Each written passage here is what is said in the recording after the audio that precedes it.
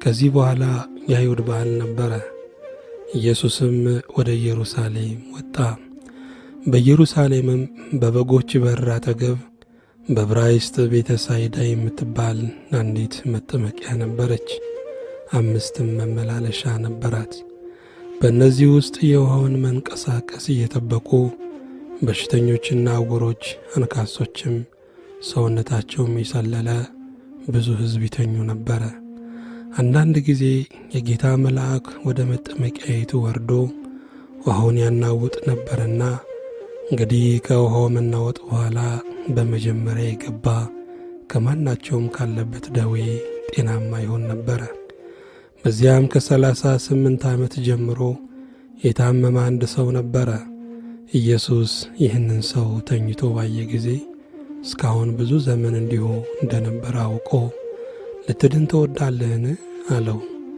ደዌውም ጌታ ሆይ ውሃ በተናወጠ ጊዜ በመጠመቂያይቱ ውስጥም የሚያኖረኝ ሰው የለኝም፣ ነገር ግን እኔ ስመጣ ሳለሁ ሌላው ቀድሞኝ ይወርዳል ብሎ መለሰለት።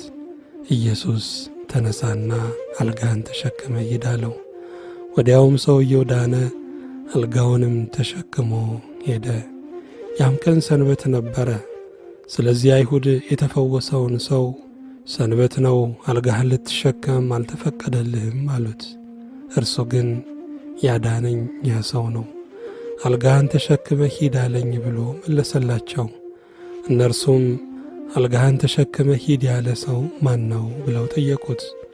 ዳሩ ግን በዚያ ስፍራ ሕዝብ ስለነበሩ ኢየሱስ ፈቀቅ ብሎ ነበርና የተፈወሰው ሰው ማን እንደሆነ አላወቅም።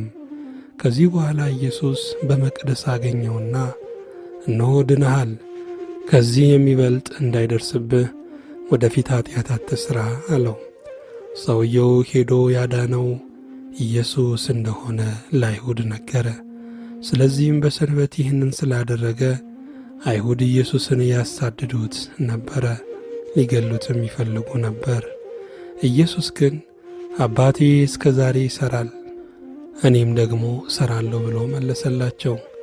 እንግዲህ ሰንበትን ስለ ሻረ ብቻ አይደለም፣ ነገር ግን ደግሞ ራሱን ከእግዚአብሔር ጋር አስተካክሎ እግዚአብሔር አባቴ ነው ስላለ፣ ስለዚህ አይሁድ ሊገሉት አብዝተው ይፈልጉት ነበረ። ስለዚህ ኢየሱስ መለሰ እንዲህም አላቸው፣ እውነት እውነት እላችኋለሁ አብ ሲያደርግ ያየውን ነው እንጂ ወልድ ከራሱ ሊያደርግ ምንም አይችልም። ያ የሚያደርገውንም ሁሉ ወልድ ደግሞ ይህንን እንዲሁ ያደርጋለን።